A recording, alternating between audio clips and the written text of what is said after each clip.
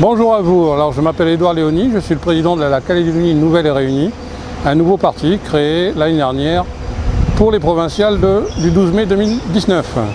Aujourd'hui, le sujet c'est l'insécurité. L'insécurité, pourquoi? L'insécurité, tous les constats ont été faits et ce qui compte le plus maintenant, ce sont les mesures pour traiter l'insécurité. Aujourd'hui, les mesures de la CNR en matière d'insécurité sont les suivantes. Elles ont été présentées lors de la réunion du 28 février, nous la répétons. 3 catégories, la délinquance juvénile, la délinquance des cols blancs et la délinquance routière. Pour la délinquance juvénile, actuellement, le régime du service militaire adapté doit s'installer à Bourail. Une convention cadre État Nouvelle-Calédonie, EFPA, sera signée pour la création de ce SMA pour 80 places à Bourail. Cette offre vient compléter celle des unités de Koné et de Koumak. C'est intéressant, mais c'est notoirement insuffisant.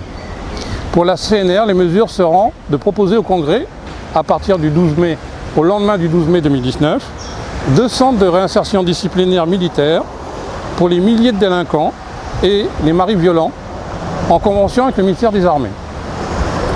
Le deuxième point est le renforcement de la structure internat avec enseignement spécialisé pour remettre sur le droit chemin les décrocheurs scolaires en convention avec le ministère de l'Enseignement.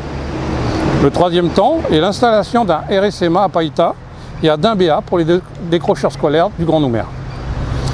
2 centres d'hébergement et de réinsertion sociale, les CHRS, seront proposés pour les sans domicile fixe du Grand Nouméa en convention avec le ministère des Affaires sociales.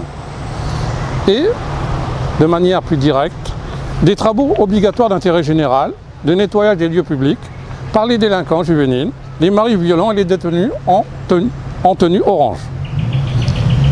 Ensuite, le couvre-feu à 18 h pour les mineurs de moins de 15 ans dans certains quartiers, la réglementation et la fermeture des nakamal dans les zones d'habitation et l'instauration de la police au sein des collèges et des lycées en zone prioritaire.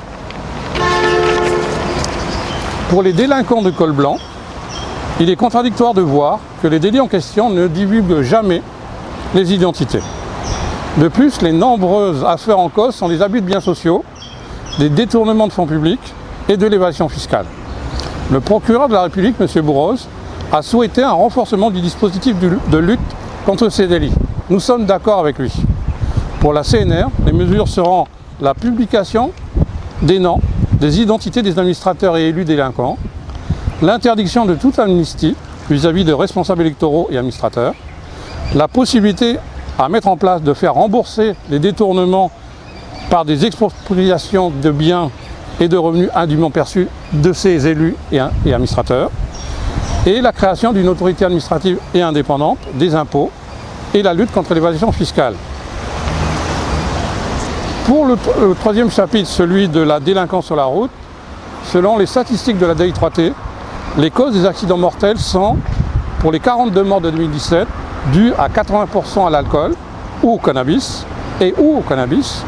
à 75% au non-port de la ceinture de sécurité, à 70% à la vitesse excessive et à 35% aux conducteurs sans permis de conduire.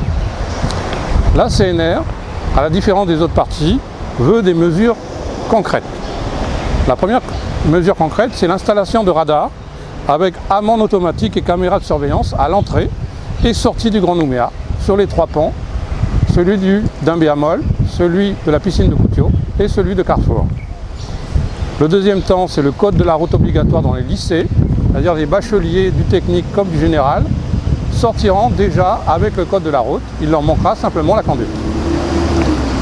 Le troisième temps, c'est l'enlèvement automatique des véhicules en infraction sur les routes, par convention avec des sociétés privées, et cela pourrait approvisionner justement la centrale publique d'achat de voitures d'occasion. Nous voulons, au-delà de ces mesures, passer à un cas pratique, celui du nakamal à Auteuil ou d'un drap familial. Pour le nakamal, la Calédonie Nouvelle et Réunie, avec son président et toute son équipe, s'est engagée pour la fermeture d'un nakamal situé au lot 12, rue Jacques-Cartier à Auteuil. La multiplication des incidents, overdose, coups de feu, dont ce Nakamal met les populations du quartier en situation de danger, avec des troubles d'ordre public en augmentation. En effet, ce Nakamal constitue un point d'ancrage des jeunes délinquants issus des quartiers limitrophes, Rivière-Salée, Coutiot et Pont des Français. Cela entraîne des délits de cambriolage chez les voisins de ce Nakamal, avec des effets collatéraux graves, notamment le décès de Mme Bécard suite à une agression en novembre 2018.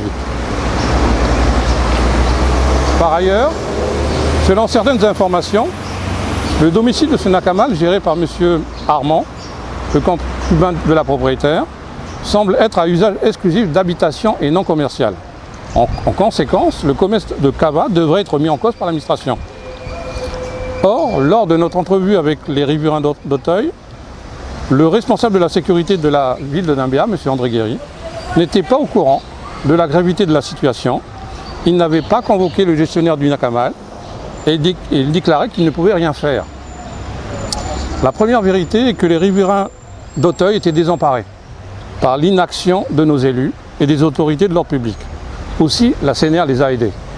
La deuxième vérité est que nos élus du Congrès ne mettent pas de réglementation car ils sont eux-mêmes consommateurs de Cava.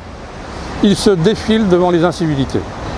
La troisième vérité est que la CNR sera reçue prochainement par le procureur de la République à ce sujet le 4 avril. Cela donne malgré tout un temps de réaction de 5 mois par rapport au drame de Mme Bécard. Aussi, si les Calédoniens élisent la CNR mettra en place une réglementation des Nakamal et fera fermer tout Nakamal dans les zones d'habitation. Le deuxième temps, c'est un drame familial. Avec les partis en place, un drame familial est sur Calédosphère et le tribunal d'ESMA de site internet révélant faussement que le leader de la CNR avait frappé ses parents. La vérité est que le candidat a protégé sa mère, victime depuis plusieurs années de violences physiques de son mari et d'abaissement moral du frère de son mari. Ces deux derniers ont porté plainte contre le futur candidat. Le juge l'a bien compris, en condamnant le futur leader à simplement une amende à verser au seul encre. Cela suffit, cette violence contre les femmes en Nouvelle-Calédonie. Ce n'est plus tolérable dans une société moderne. La vérité est que nous avons des partis en place dont les pratiques doivent être rénovées, doivent changer. Pour finir, l'objectif de la CNR est de s'occuper de la souffrance et de la misère au quotidien des classes défavorisées et des classes moyennes. Le plan territorial de sécurité et de prévention de la délinquance en place sur 2018-2022 ne répond pas aux besoins de sécurité de la population. C'est en grande partie de la communication. Pourquoi? Parce que 50% des salariés calédoniens vivent avec moins de 144 000 francs et 53 000 personnes vivent sous le seuil de pauvreté. Et là, il y a ce qu'on appelle une combinaison de la pauvreté, de l'injustice sociale et des batailles sur le nickel et des batailles politiques qui nous amènent à des moments difficiles pour la fin de l'accord. Il est temps de changer.